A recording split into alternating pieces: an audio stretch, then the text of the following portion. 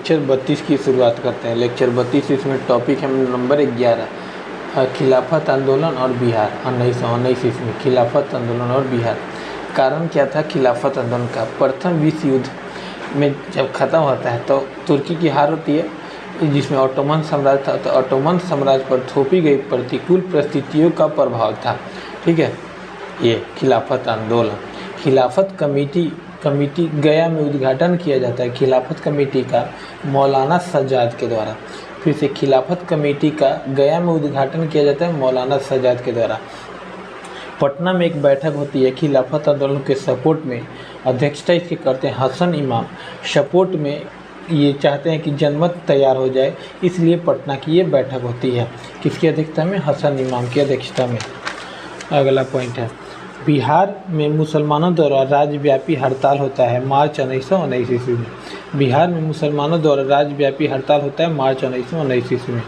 पाँचवा है, अप्रैल 1920 में मौलाना शौकत अली, जो कि खिलाफत आंदोलन के महत्वपूर्ण लीडर थे, वो पटना आते हैं।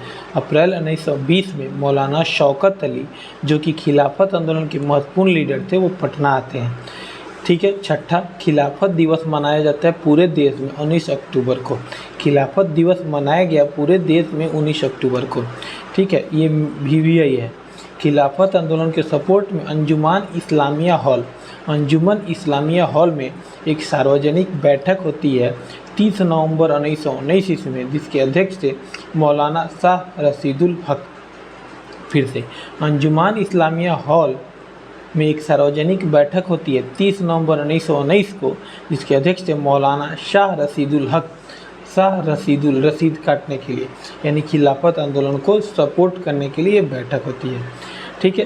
अब बिहार में प्रमुख समर्थक थे खिलाफत आंदोलन के राजेंद्र प्रसाद, मोहम्मद शफी, मौलाना नूरुल हसन। बिहार के प्रमुख समर्थक राजेंद्र प्रसाद, मोहम्मद शफी, मौलाना नूरुल हसन। खिलाफत खत्म हो गया। 8 टॉपिक है। बिहार में प्रमुख समर्थक है इसमें अंजुमन इस्लामिया हॉल की बैठक है, ये ध्यान रखना है। खिलाफत आंदोलन में 19 अक्टूबर को खिलाफत दिवस मनाया गया पूरे देश में। ठीक है। उसके बाद क्या है, पटना में बैठक होती है हसन इमाम की अध्यक्षता में। खिलाफत कमेटी का मौलाना सज्जाद द्वारा हो गया। अब असहयोग आंदोलन और बिहार। 1 अगस्त 1920 को असहयोग आंदोलन की शुरुआत होती है। ठीक है। बिहार कांग्रेस प्रांतीय बैठक होती है असहयोग आंदोलन पर जोर देने के लिए। ठीक है, यहाँ बिहार में भी ये जोर शोर पकड़ेगा ना। तो असहयोग आंदोलन का गठन हो गया 1 अगस्त 1920 में। अब आते हैं, पहला काम होता है बिहार में बिहार कांग्रेस प्रांतीय बैठक। ये 12th सेशन था जो कि भागलपुर में हुआ था। अध्यक्ष थे राजेंद्र प्रसाद। ठीक है, अगस्त 1920 में ये बैठक हुई थी। सहयोग पर जोर देना इनका काम था। ठीक है। अगला पॉइंट है, हिंदी में भाषण दिए थे राजेंद्र प्रसाद, जो कि अध्यक्ष थे, और धरणीधर प्रसाद और मोहम्मद जुबैर असहयोग प्रस्ताव पेश किए थे। यही धरणीधर प्रसाद मोहम्मद जुबैर बाद में परिषद से सदस्यता छोड़ते हैं, धरणीधर प्रसाद और मोहम्मद जुबैर। तो पहला काम हुआ, क्या हुआ? 12th सेशन, बिहार कांग्रेस प्रांतीय बैठक की 12th सेशन राजेंद्र प्रसाद की अध्यक्षता में। ठीक है। हिजरत कमेटी का गठन होता है अगस्त 1920, 15 अगस्त, जिस दिन भारत आज़ाद हुआ था। हिजरत कमेटी का गठन। कांग्रेस अधिवेशन असहयोग आंदोलन को मंजूरी, तो 1920 के नागपुर में। कांग्रेस अधिवेशन असहयोग आंदोलन को मंजूरी, तो 1920 के नागपुर में।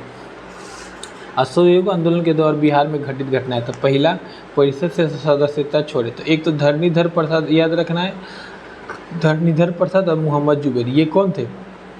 ये जो बिहार कांग्रेस प्रांतीय बैठक की 12th सेशन हुई थी ना, तो इसमें असहयोग प्रस्ताव पेश करने का काम किए थे धरणीधर प्रसाद और मोहम्मद जुबैर।